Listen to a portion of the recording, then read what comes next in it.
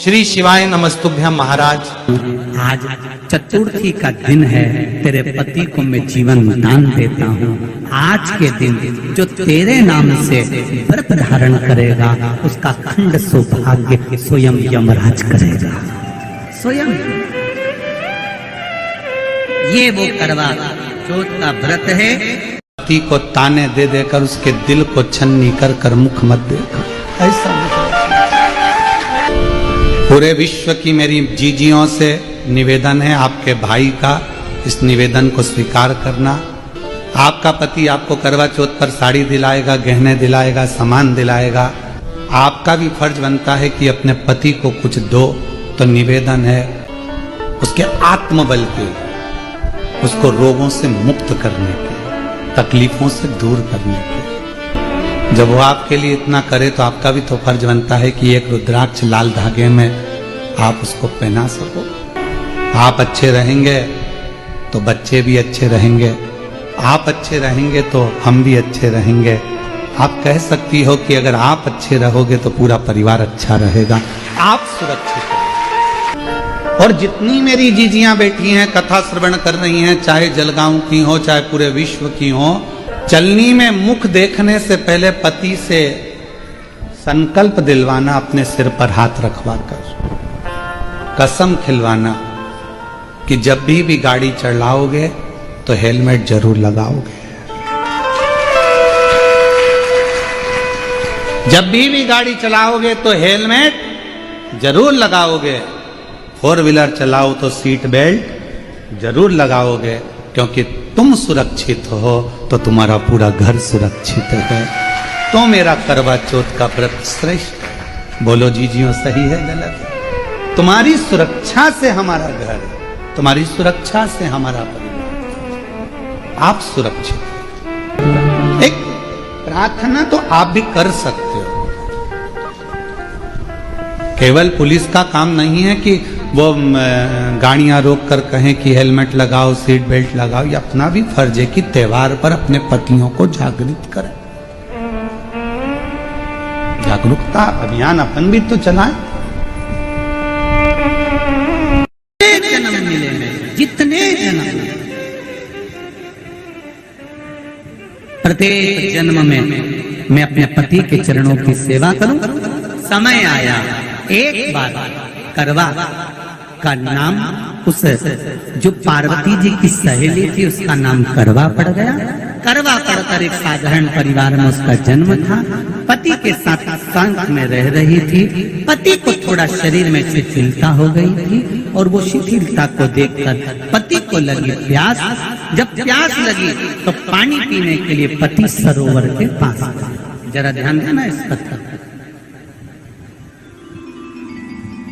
पति गया सरोवर के पास में। कई लोग करवा चौथ की बहुत हंसी उड़ाते हैं, माताओं की बड़ी हंसी उड़ाते हैं। उनसे निवेदन है मेरा, हमारे सनातन धर्म के जितने व्रत हैं, हमारे सनातन धर्म के इस भारत की भूमि से जितने नियम धर्म जितने निकले हैं, जितने व्रत निकले हैं, साधना निकली है, ये साधारण नहीं है। इसलिए बार बार कहते हैं चंदन है इस देश की माटी, तपोभूमि हर ग्राम है, हर बाला देवी की प्रतिमा, बच्चा बच्चा राम है। कोई साधारण नहीं, कोई अब पार्वती जी की वो सहेली का नाम जन्म लेते लेते लेते लेते एक बार करवा पड़ गया। पति थोड़ा सा शिथिल था, शरीर में थोड़ा रोग हो गया था। पानी पीने के लिए सरोवर पर गया। सरोवर में जैसे पानी पीने के लिए गया, एक मगर ने उस पति का पांव पकड़ लिया। बहुत ध्यान दीजिए, हनुमान जी की सेवा करने से राम जी मिल जाते हैं। ध्यान देना। करवा पार्वती जी की सखी थी, जन्म लिया मृत्यु लोक में, नाम करवा पड़ गया। करवा चतुर्थी का व्रत करने से अखंड सौभाग्य हो जाता है। मात्र पार्वती जी की सहेली का व्रत।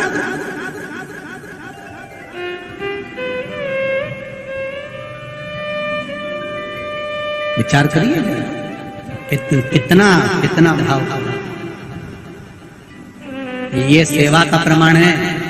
करवा गई, करवा ने देखा कि मेरे पति का पांव मगर ने पकड़ रखा है, और करवा शिव की उपासक थी, करवा शंकर की उपासक, और शंकर भगवान से ज्यादा करवा माता पार्वती जी की उपासक थी, क्योंकि पार्वती जी की सहेली पति का पांव खींच कर मगर पानी में लेकर जा रहा था। करवा आराधना में लगी हुई थी। करवा ने मिट्टी का एक गोल भाग ही बनाया था, जिस पर पार्वती जी का जो नीचे का पीठी का होती है उस पर शिवलिंग रखा था। केवल नीचे का भाग का निर्माण ही करा था, और करवा के कानों में शब्द पड़ गया।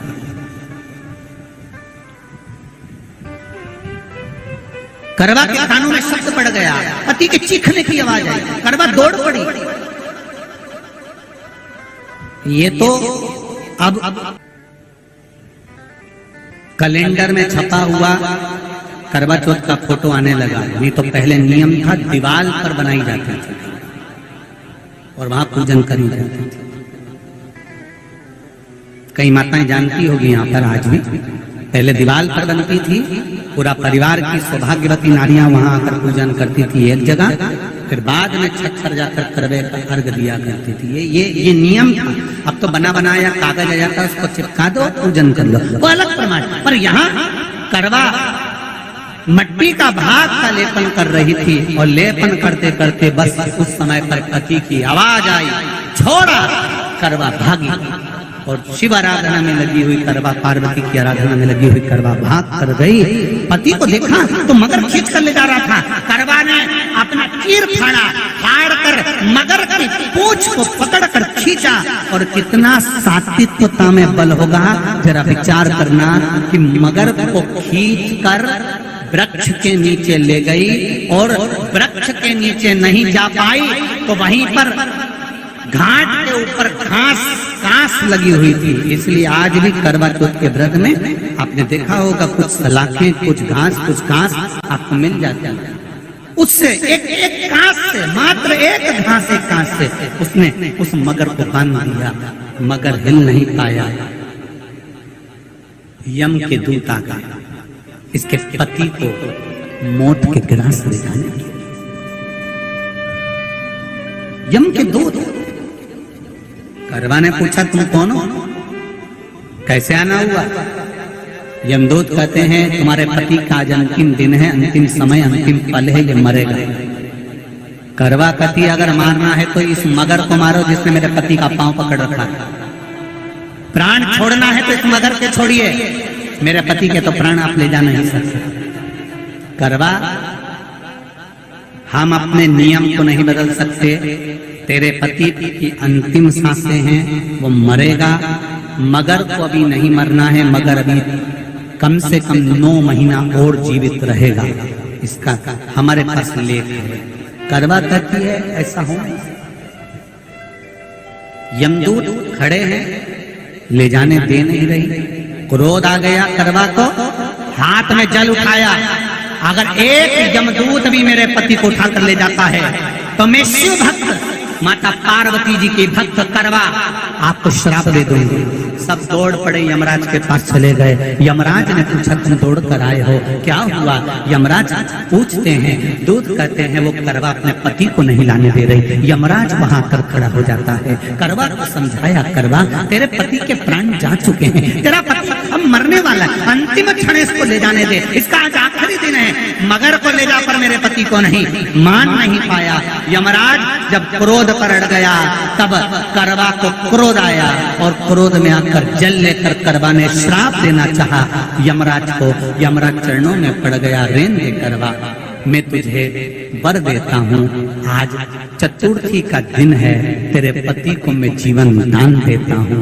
आज के दिन जो तेरे नाम से व्रत धारण करेगा उसका खंड सौभाग्य स्वयं यमराज करेगा। स्वयं ये वो करवा चौथ का व्रत है।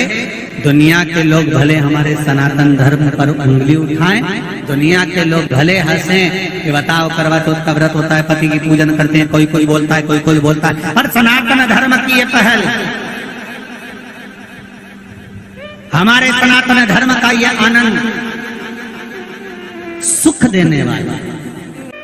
एक बात और कहेंगे आप, ये भारत की भूमि, ये मेरे हिंदुस्तान की भूमि सभ्यता और संस्कृति की देने वाली है। ये सिखाती है विदेशों को भी कि नारी को किस तरह से रहना चाहिए और उसका जीवन कैसा जीना चाहिए। ये दिखाती है कि एक नारी अपने पति को भी यम की कैद से छुड़ा कर ला सकती है। करवा का पति जो मगर ने पांव पकड़ रखा था, प्राण छूट रहे थे, वो करवा का पति जीवित रह गया। जीवित दौड़ कर गई, मट्टी का पात्र रखा था, मट्टी के पात्र में जल भर कर लाई अपने पति को, क्योंकि पानी पीने के लिए ही गया था। मट्टी के पात्र में जल भरकर जब करवा लेकर आती है, और करवा जब मट्टी के पात्र में जल भरकर लेकर आई, अपने पति को पानी पिलाने लगी।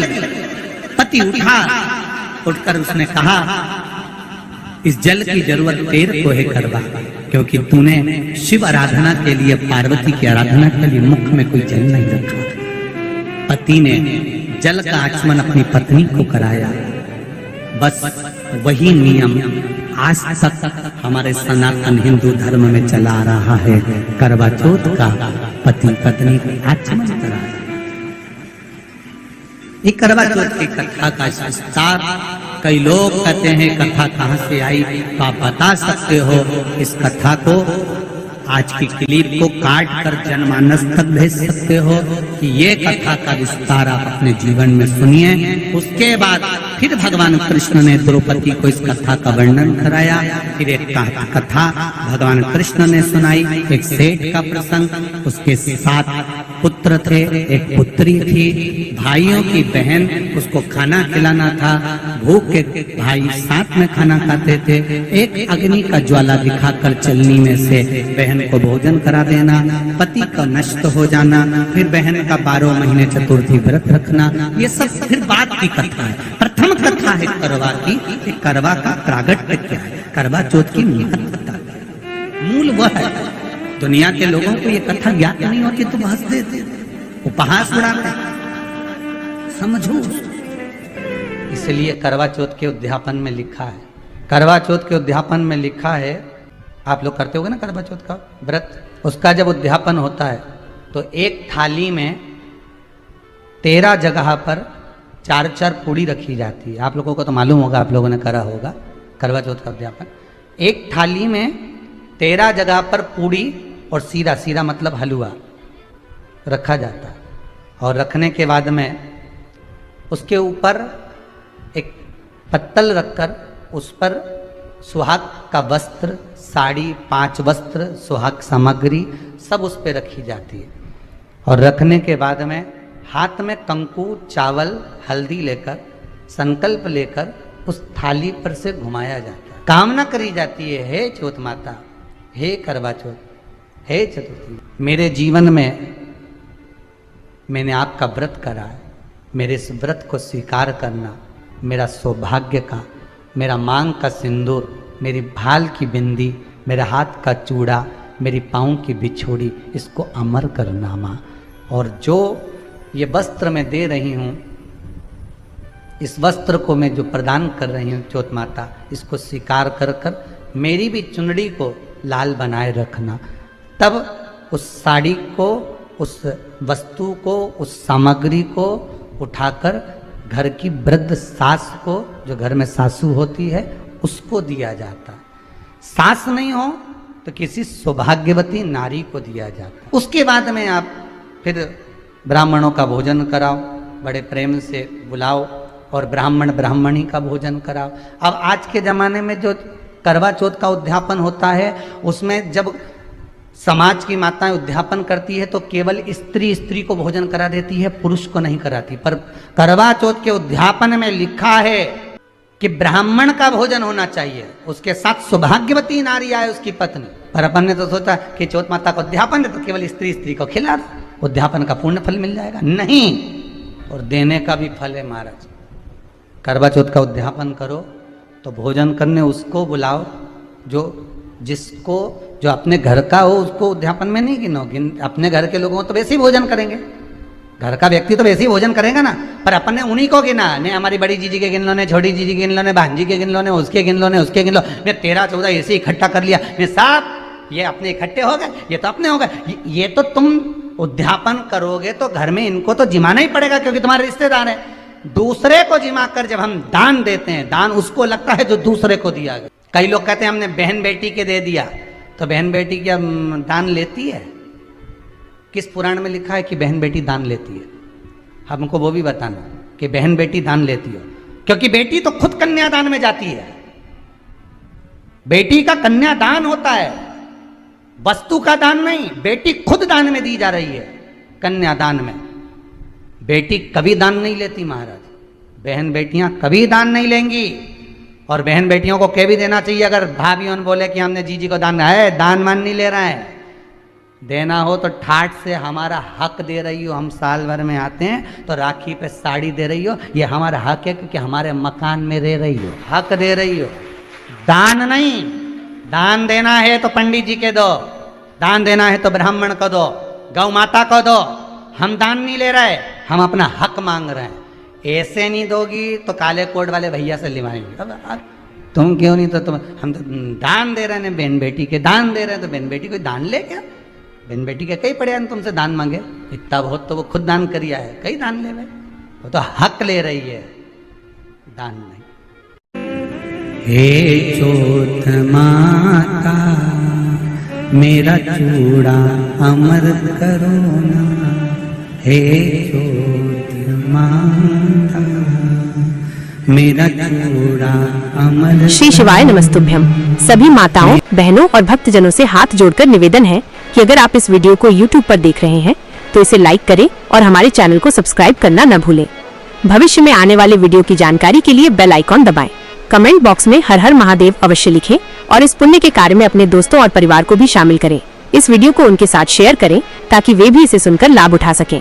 श्री शिवाय नमस्तुभ्यम। हर हर महादेव।